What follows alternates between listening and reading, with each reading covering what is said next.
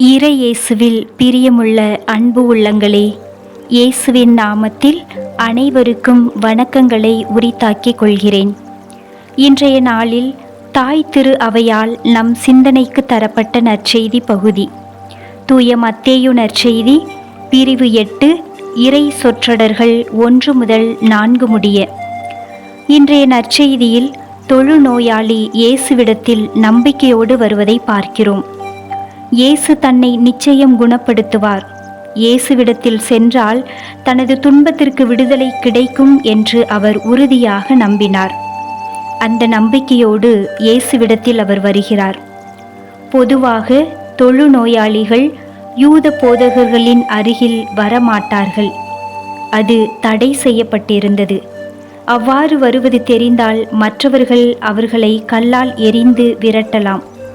இயேசுவை பற்றியும் அவரது போதனையை பற்றியும் ஏழைகளிடத்தில் அவர் காட்டிய அக்கறையை பற்றியும் நிச்சயம் அந்த தொழுநோயாளி கேள்விப்பட்டிருக்க வேண்டும்.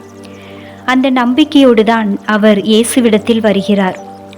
ஒருவேளை யாராவது கல்லெறிந்தால் அதை தாங்குவதற்கும் அவர் தயார் நிலையில் இருந்திருக்க வேண்டும். தொழுநோய் என்பது குணப்படுத்த முடியாத நோயாக யூத பாரம்பரியத்தில் கருதப்பட்டது. ஆனால் இந்த மனிதன் இயேசுவை முழுமையாக நம்பினான். இயேசுவிடத்தில் இருக்கிற வல்லமை கண்டிப்பாக தன்னை விடுதலையாக்கும் என்று அவன் நம்பினான். நிச்சயமாக நம்பி குணமடைந்தோரின் வாழ்வை அவன் கேட்டிருக்கக்கூடும். எனவேதான் இயேசுவிடத்தில் செல்கின்ற போது நம்பிக்கையோடு செல்ல வேண்டும் என்று அவன் உறுதியாக இருந்தான்.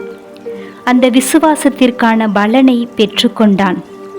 நாம் எவ்வளவுதான் பாவத்தின் பிடியில் சிக்குண்டு இருந்தாலும் இயேசு ஒருபோதும் நம்மை வெறுப்பதில்லை. அவர் நம்மை ஏற்றுக்கொள்வதற்கு காத்து கொண்டிருக்கிறார். எவ்வளவுதான் குணப்படுத்த முடியாத நோயாக இருந்தாலும் நம் ஆண்டவர் குணம் தருகிற மருத்துவராக இருக்கிறார். இந்த தொழுநோயாளி இடத்தில் இருந்த நம்பிக்கை மட்டும் நமக்குள்ளாக இருந்தால் போதும். அன்புக்குரியவர்களே, இன்றைய நற்செய்தியில் இன்னும் ஒரு முக்கியமான நிகழ்வு, இயேசு தொழுநோயாளியை தொட்டு குணமாக்கிய நிகழ்வு. தொடுதல் என்பது உறவின் ஒரு பரிமாணம். தொடுதலில் இருவகை உண்டு, நேர்மறை தொடுதல், எதிர்மறை தொடுதல்.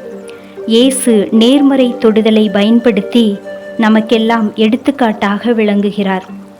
இயேசு தொடக்கூடாதவர்கள் என்று கருதப்பட்ட தொழுநோயாளர் மற்றும் இதர நோயாளிகளை தொட்டார். அது குணப்படுத்தும் தொடுதல்.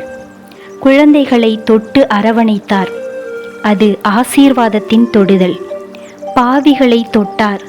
அது மன்னிப்பின் பரிவின் தொடுதல். நண்பர்களை தொட்டார். அது உறவின் ஊக்கத்தின் தொடுதல். அவரது தொடுதலை பின்பற்றி நாமும் பிறரை அன்புடன், பரிவுடன், பாசத்துடன் தொடுவோமா? அதற்கான மனநிலை வேண்டி இறை அருளை இறைஞ்சுவோம். மனிதாபிமானத்தோடு உடன் வாழும் மனிதர்களை ஏற்றுக்கொள்வோம். மேலும் இன்றைய நாளில் புனித எரேனியஸ் அவர்களின் நினைவு நாளை சிறப்பிக்கும் நாம் அவர் வாழ்வில் இருந்து ஏதாவது ஒரு சிறு பாடத்தை கற்றுக்கொள்வோமா? தூய எரேனியஸ் இயேசுவை அறிந்து அவரை மக்களுக்கு அறிவித்து அதன் பொருட்டு தன் உயிரை தந்தார். சான்று பகர்தலில் அறிதல் முதல் கட்டம் என்று சொன்னால் அறிவித்தல் அடுத்த கட்டமாக இருக்கிறது. நாமும் இயேசுவை அறிந்து அவரை பிறருக்கு அறிவிப்பதன் வழியாக இயேசுவுக்கு சான்று பகர்வோம்.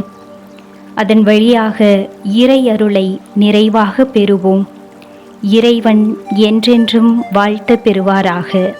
ஆமீன்.